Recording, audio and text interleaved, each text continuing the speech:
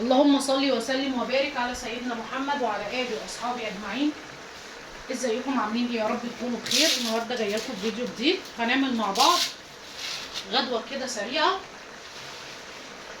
طبعا احنا بقى كل سنه وانتم طيبين، كلها كام يوم وداخلين على رمضان، فعايزين بقى ناكل اكلات تكون ايه سهله كده وما تاخدش معانا اي وقت، وكمان ما تكونش مكلفه. عندي ميه مغليه بحط فيها يا اما نقطه زيت وشويه ملح، يا اما شويه ملح بس، وهننزل بمكرونه، اي نوع مكرونه موجود عندك، اي نوع، سباكيتي، اقلام، اي نوع انت عايزاه. ومحضره الصلصه بتاعتها. الصلصه بتاعتها عباره عن ايه؟ طماطم وضربتها في الخلاط وبس كده، مش اكتر من كده. طماطم ضربها في الخلاط. عايزه تحطي بقى معاها فلفل احمر، عايزه تحطي معاها شطه، عايزه تحطي معاها صلصه، زي ما انت عايزه. هحط بس شويه ملح، شويه صغيرين.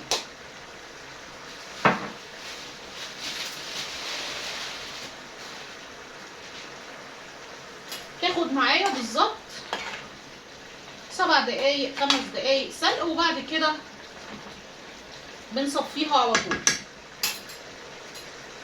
اهم حاجه بس ان احنا كل شويه بنقلبها كده، عشان لو ما قلبتيهاش هتمسك في بعضها كده اهو. بصوا هي بدات تطرى اهي. طبعا هي بتطرى وكمان بتزيد في الحجم، مش بس بتطرى وبتزيد كمان في الحجم.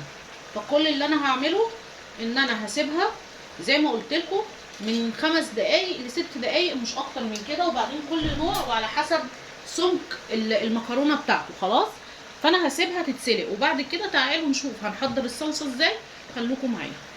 بصوا خلاص انا سلقت المكرونه وصفيتها. هجيب بقى زيت، بسم الله، حبه كده، وبعد كده هستنى عليه بس يسخن.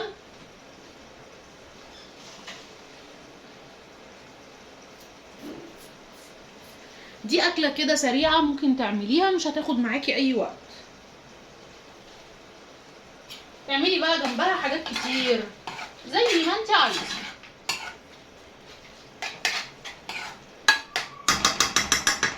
الزيت سخن معايا، هنزل بقى بالطماطم، بسم الله. بصوا طماطم ضربها في الخلاط، مش حاطه فيها اي حاجه.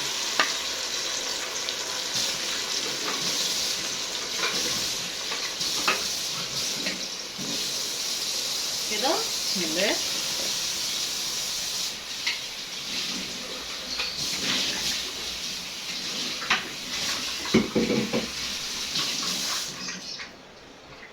وهجيب بقى البهارات اللي انا بحب احطها.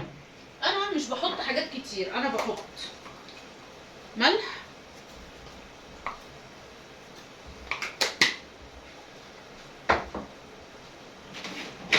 وفلفل اسود، حاجات بسيطه كده، ما بحطش كتير اهو. وهديها بقى تقليبه، هقلبها كده. بصوا بقى هي سايله ازاي. بصوا انا بقى هسيبها لحد ما تتقل وتبقى صلصه. طبعا لو انت عايزه تحطي معلقه صلصه او معلقتين تزوديها تخليها لونها احمر اكتر زي ما انت عايزه، بس انا شايفه ان هي كده كويسه او كده مناسبه بالنسبه لكميه المكرونه اللي انا سلقاها، فاهميني؟ فيلا بينا بقى نسيبها لحد ما تتقل ونشوف هنقلب المكرونه ازاي. تعالوا بقى هقلب المكرونه. بصوا هجيب بقى المكرونه بتاعتي اللي احنا سلقناها وهنزل بيها، بسم الله.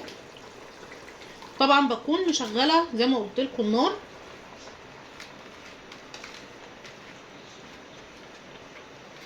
اهو كده.